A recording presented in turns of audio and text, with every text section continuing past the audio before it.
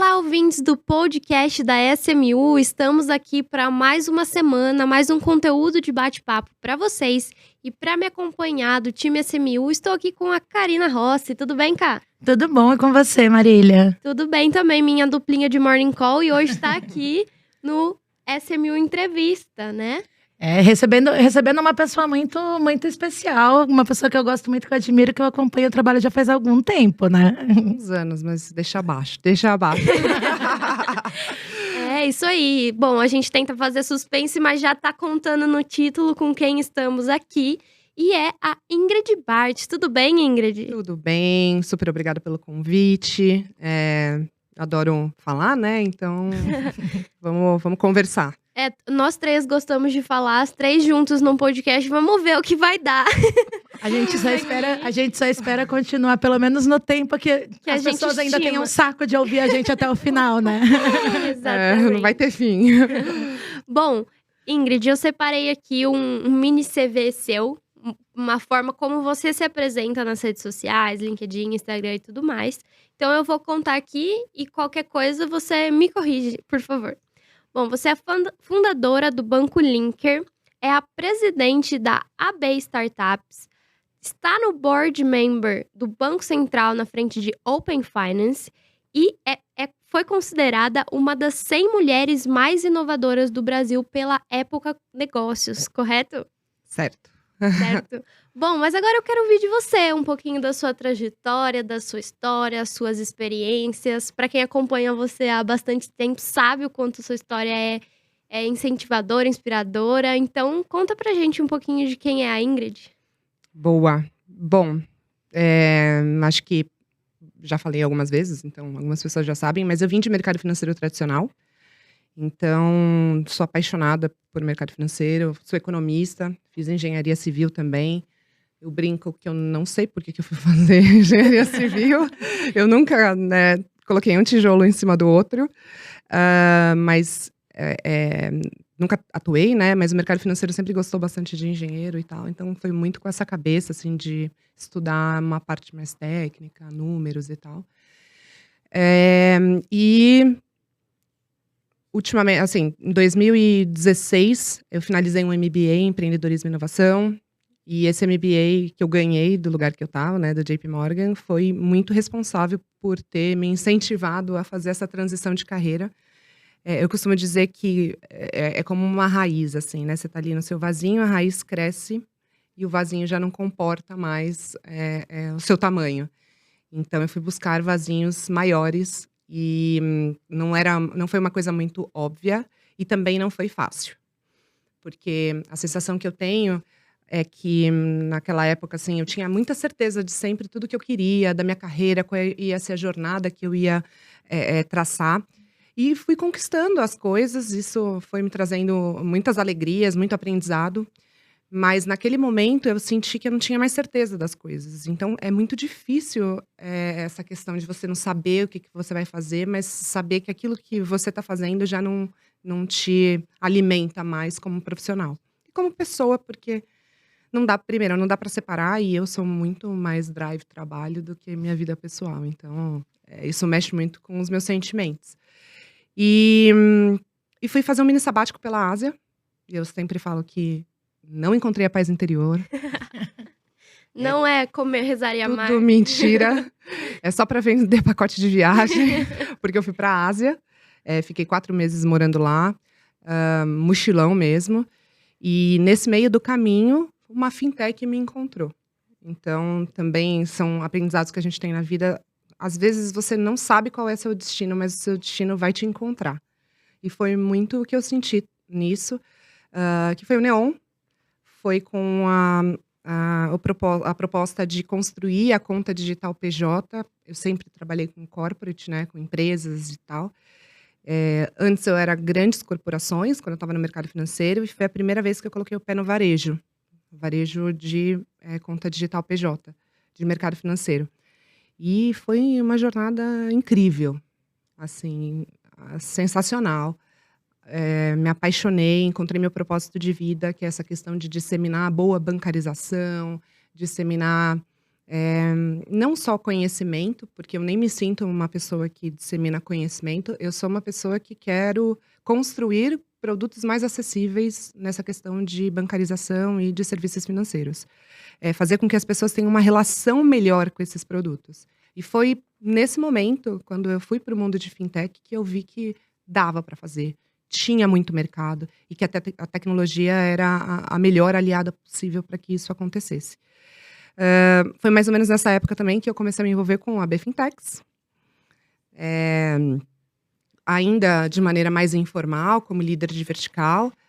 Um tempinho depois eu virei diretora da AB Fintechs, mas sendo super honesta, foi com a cabeça de, putz, como é que essas fintechs param de pé?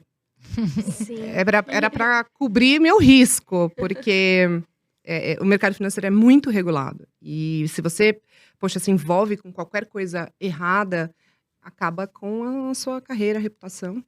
E aí, eu fui tentar entender como que a regulação suportava aquilo. Porque eu falei assim, nossa, será que eu estou trabalhando num agiota travestido de startup? E eu precisava entender para ficar mais confortável. E comecei a adorar essa questão de regulação. Como eu falei, virei diretora da AB Fintechs e foi muito nessa ocasião que eu comecei esse relacionamento com o Banco Central, de mostrar um pouco do ecossistema de fintechs e entrei para o Conselho Deliberativo do Open Finance, representando as fintechs nessa construção do Open Finance no Brasil.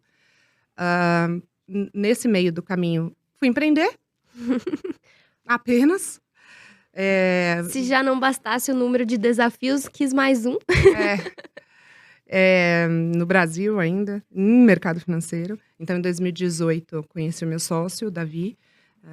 A gente foi apresentado por amigos em comum e ele vinha com essa cabeça já de criar alguma coisa para PJ, porque ele vinha dos Estados Unidos e lá estava bem já mais avançado nesse sentido do que aqui no Brasil.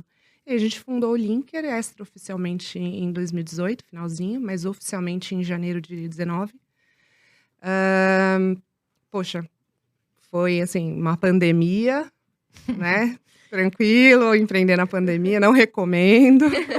E uma virada de chave gigantesca, né? Porque no meio de tudo isso vieram todas as inovações que veio o Open Finance, veio o Pix, veio tudo de uma vez. Ao mesmo tempo. E você envolvida com todas as frentes, além de tudo, empreendendo no meio disso.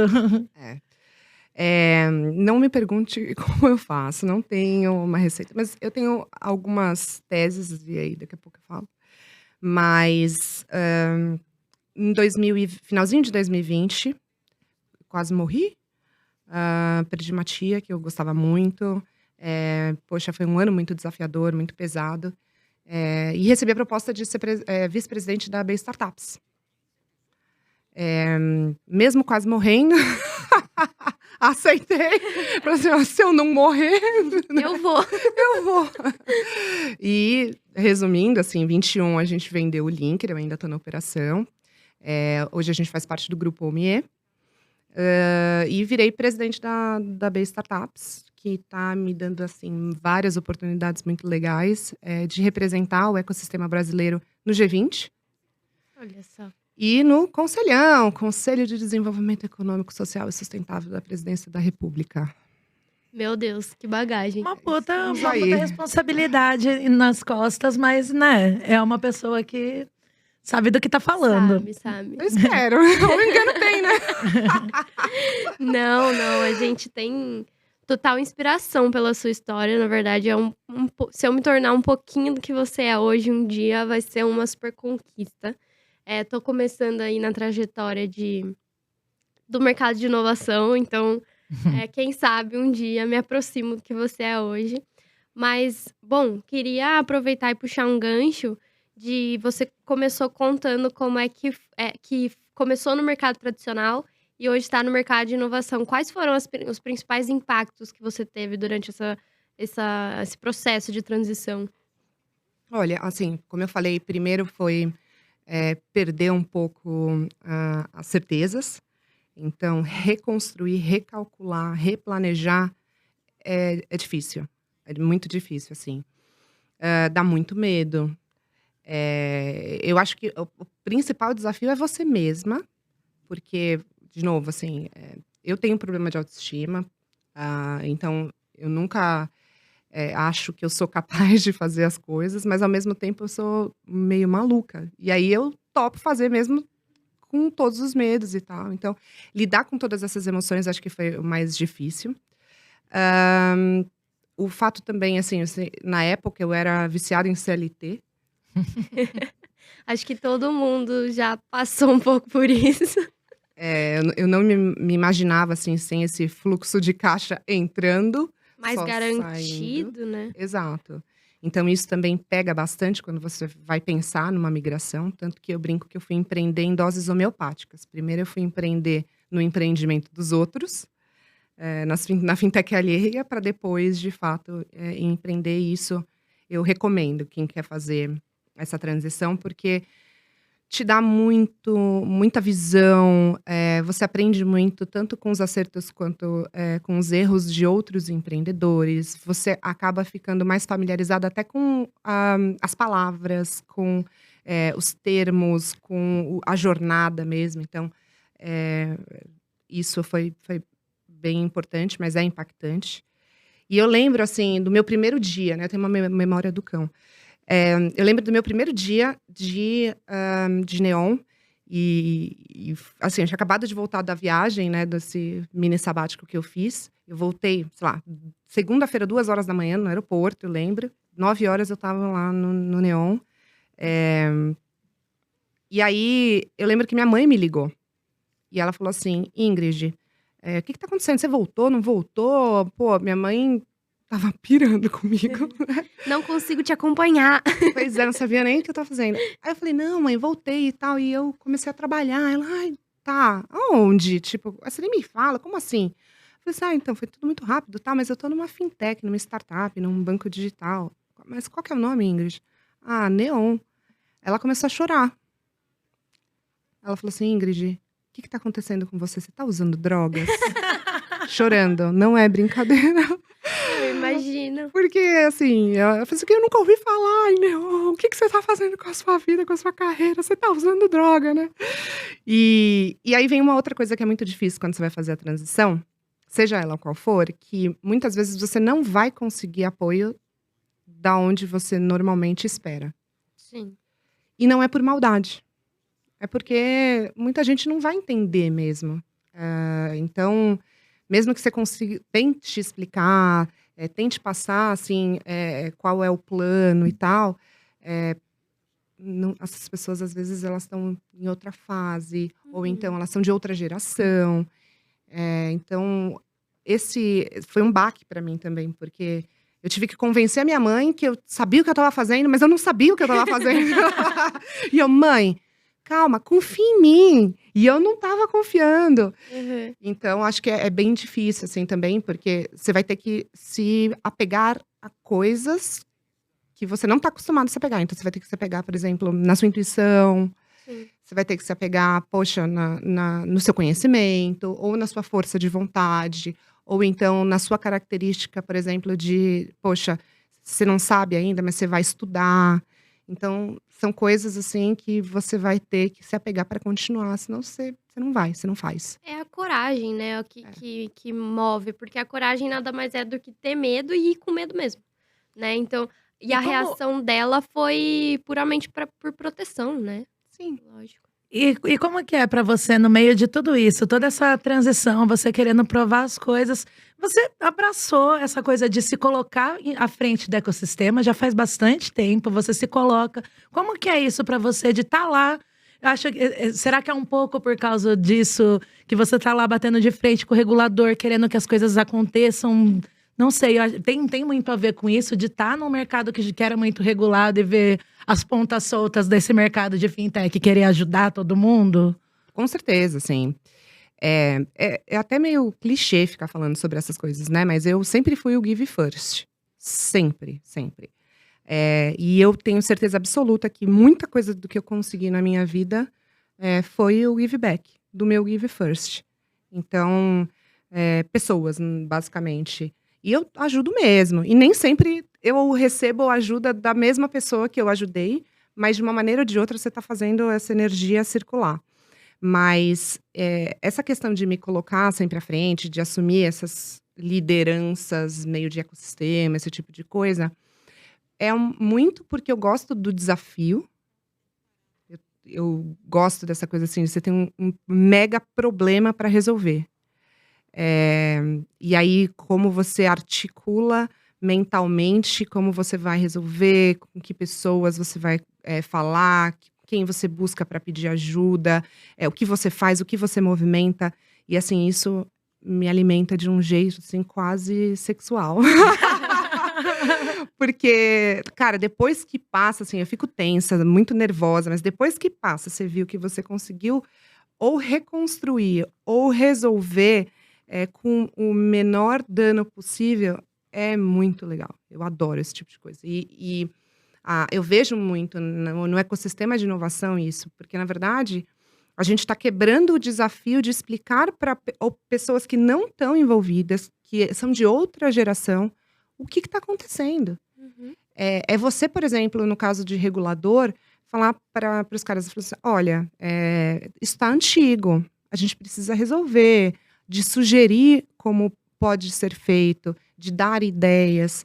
Então, eu tive a sorte de estar num mercado onde o regulador é extremamente aberto e competente com relação à inovação.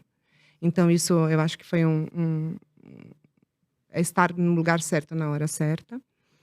Então, você junta a fome com a vontade de comer mesmo, sabe? Uhum. Então, é muito nesse sentido. E eu não ganho R$1 com essa representação nessas associações, ou então em grupos de discussão. É muito por prazer mesmo. Uhum. É quase um hobby nerd.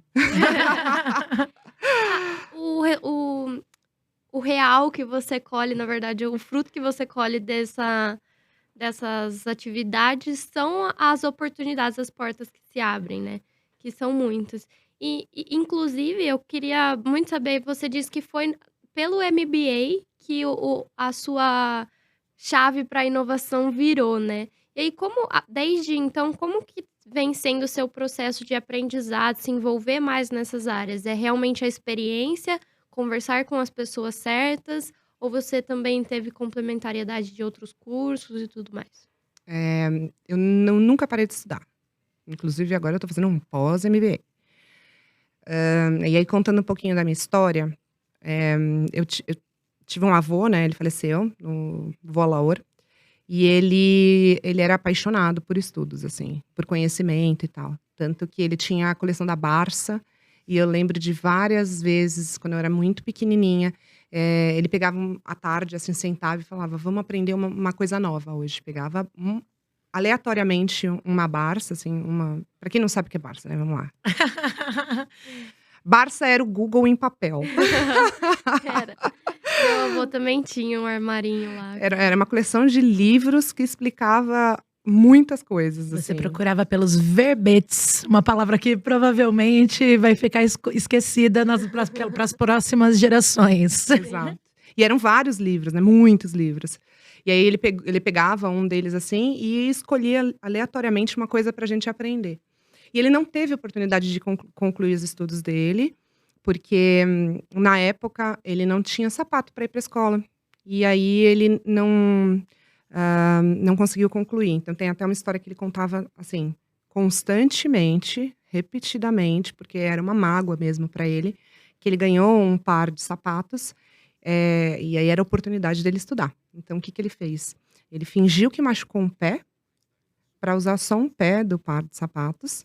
E depois, quando aquele pé acabou, ele fingiu que machucou o outro pé. E aí, quando acabou o sapato, os dois, ele não pôde mais estudar. Então, ele tinha muita mágoa disso e tinha feito toda a família prometer que todo mundo ia estudar. Então, assim, não importa o que acontecesse, todo mundo ia estudar. E isso, de uma maneira ou de outra, direcionou, ficou ali no meu subconsciente e no meu consciente, que eu precisava sempre estar estudando. Então, eu fiz, como eu falei, 2 graduações. Eu fiz um monte de curso, assim, que não dá nem para colocar no LinkedIn, de especialização de mercado financeiro. Na Ancor, que é a associação ali de corretoras, né, que é a Ancord agora, tinham vários cursos. Então, toda a minha jornada de mercado financeiro sempre fui me atualizando com relação a produtos financeiros, diversos segmentos. E foi, acho que isso que me ajuda e me ajudou nessa questão de mudar de um lugar para outro, porque é mais coisa para você estudar e mais coisa para você aprender. Agora eu faço um pós-MBA para ser conselheira na Sampo, que eu acho muito legal também, porque me dá uma visão do setor produtivo, porque eu sempre estive no mercado financeiro, né? E a economia ela é feita de alguns atores, inclusive o setor produtivo.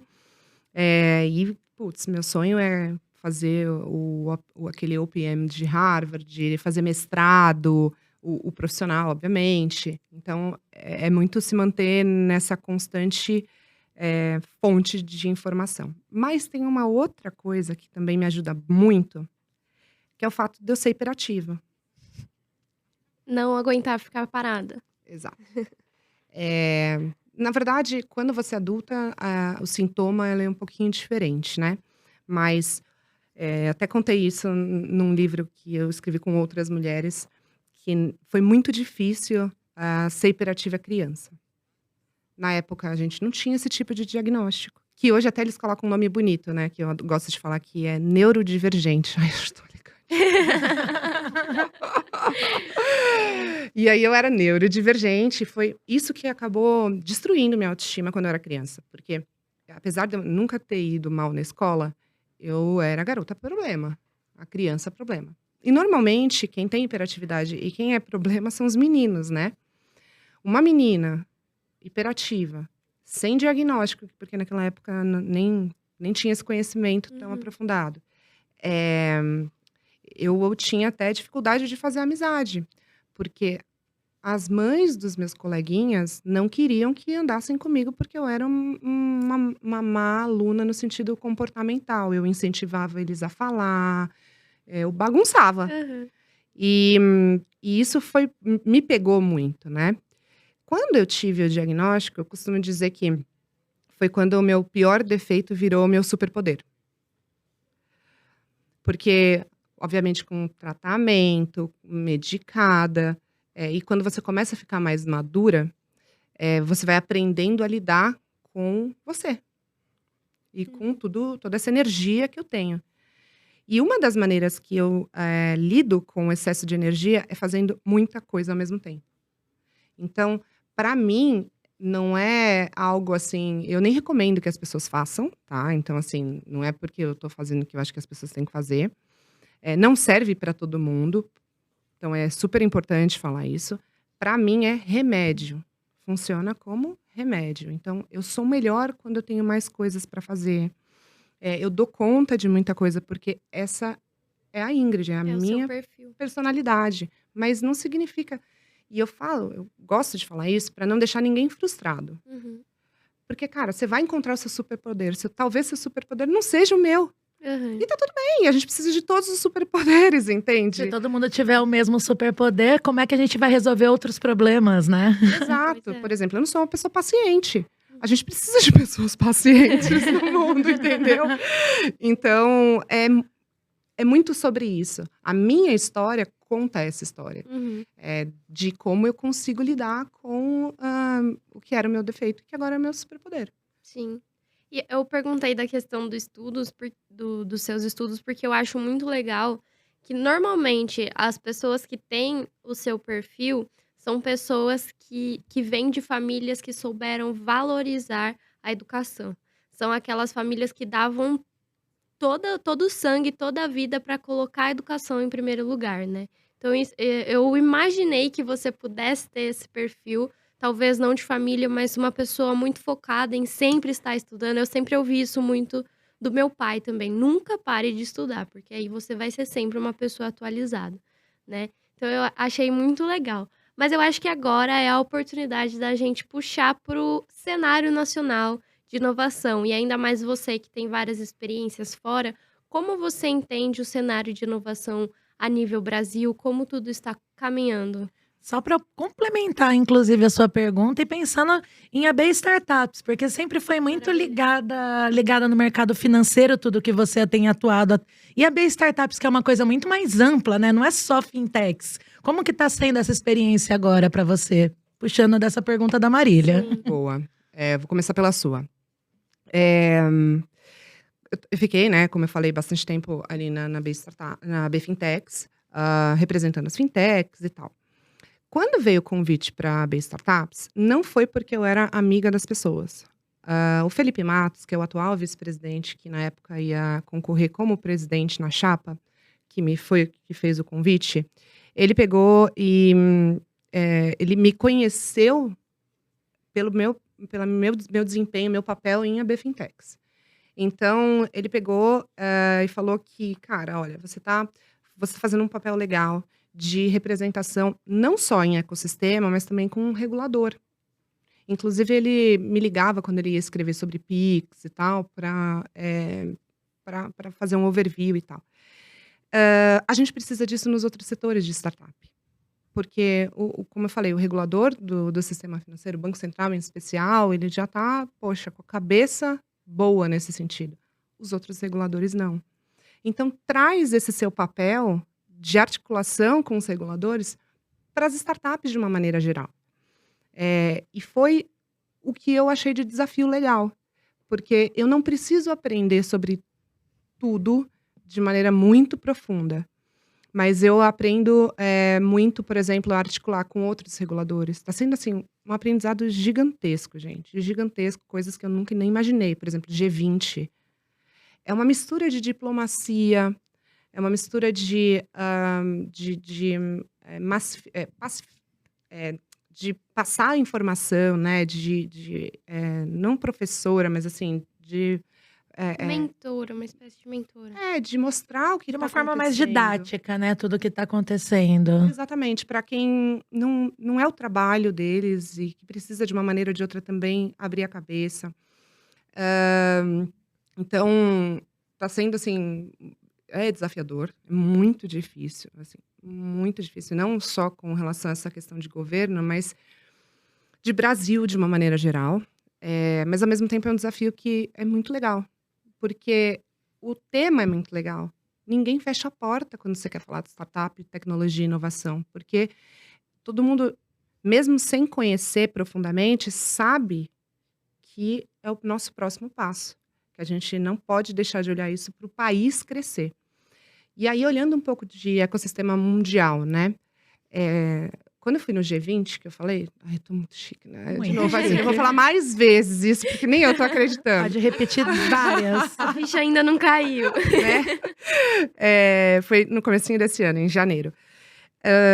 E aí eu tive, como eu falei, essa oportunidade de mostrar o ecossistema brasileiro. G20, né, para quem não conhecia, como eu não conhecia, tem a cúpula do G20, que é presidente, chefes de Estado e presidentes de Banco Central. Claramente não estou, né, nesse grupinho. Mas eles, desde que o G20 foi criado, eles entendem que essas pessoas elas não conseguem dar andamento em todas as coisas que são necessárias fazer para que as economias cresçam. Então, eles criam grupos setorizados. Por exemplo, eu tenho o de finanças, tenho o de meio ambiente, e agora, na presidência da Índia, criaram um de startups. Então, G20, 19 países mais União Europeia, que aí comporta todos os países da União Europeia. Então, são muitos países. E eu fui, sendo super sincera, mega humilde, assim, né? Eu falei assim, não somos nada, né? Mas vou lá falar do ecossistema do Brasil. E, para minha surpresa, com todos os nossos desafios, a gente está em 5º, 6º lugar do G20 inteira. O nosso ecossistema de startups está entre os melhores do mundo. Das maiores economias do mundo. E a gente não sabe disso. E o mundo não sabe disso. Então, eu saí tão revoltada de lá que eu falei, cara, eu vou vender Brasil até a minha última gotinha de energia. A gente tem que falar bem. Cara, todo mundo sabe, todo mundo tem problema. todo mundo tem problema. Todo mundo. O mundo inteiro, literalmente. O mundo todo tem problema. Só que, se a gente não mostrar o lado positivo, e a gente é muito ruim fazendo isso, a gente não vai conseguir nem atrair investimento, a gente não vai conseguir atrair talentos de outros países que vão trazer esse conhecimento de tecnologia para cá. A gente não vai conseguir avançar, nem com relação à parte regulatória. E eu também aprendi nessa reunião que as startups já representam 15% do PIB do G20. Gente, é coisa pra caramba. Nossa, pensando no quanto os commodities movimentam, 15% é um tamanho... É muito. É muita coisa. Para uma indústria super nova. E pensando que a tecnologia, ela não cresce de maneira linear como outras indústrias. Que você precisa, por exemplo, de um capex, que leva anos para você construir uma fábrica. Não, a tecnologia, ela dá essa celeridade, então isso está crescendo de maneira exponencial. Então, assim, eles já perceberam que precisa dar atenção para esse mercado, porque esse mercado vai ser, assim, está se tornando o principal mercado do mundo. Então, é um pouco do que eu estou vendo. Tem algumas outras coisas que eu vejo também, que assim, do nosso ecossistema, e eu tô aprendendo, tá, gente? São impressões minhas aí, então eu tô tirando aqui todos os chapéus institucionais, e a Ingrid, ser humano, com as suas teses, com as vozes da cabeça. A gente sempre bate nas mesmas portas, Brasil, tá? Então, assim, Brasil, pensando em Latinoamérica, a gente é o maior ecossistema, maior mercado para startups. E a gente sempre bate nos Estados Unidos. Bate no sentido, assim, bate na porta, né? Então, os fundos normalmente são majoritariamente dos Estados Unidos. Até os conceitos, benchmark, é tudo sempre Estados Unidos. É a de referência. vez em quando é Europa, mas ainda é muito Estados Unidos. Para fintech, até um pouco mais Europa. Mas o restante é sempre Estados Unidos. Só que, assim, é um mercado que está em transição, como a gente pôde observar nos últimos tempos, né? Recentemente, inclusive. É um mercado que, na parte de startups, está entrando em crise. Se a gente não começar a dialogar e prestar atenção em outros mercados, o que era ruim vai ficar pior. Então, a gente tem que começar a abrir a cabeça, não só o ecossistema, né? Quando a gente fala de ecossistema, quem a gente está falando? A gente está falando dos fundadores, a gente está falando dos hubs, das empresas, dos VCs, dos fundos de VCs, da gente começar a dialogar com coisas, com os países não óbvios e que estão muito fortes. Por exemplo, Índia e China. Tem fundos gigantescos, super bem-sucedidos, que nunca pisaram na América Latina e nem sabem o que a gente está fazendo. Então, o meu papel e eu visto muito essa camisa, assim, é vender Brasil.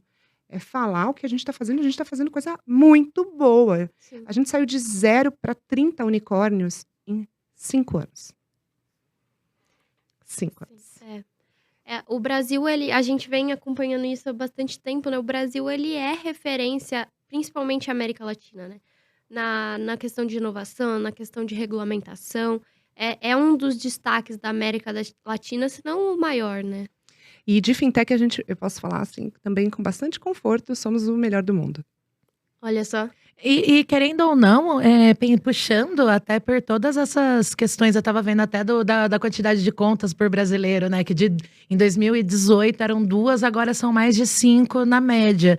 A gente pensar que todos esses avanços, eles também, eu acho que é muito desse papel que você faz também, né?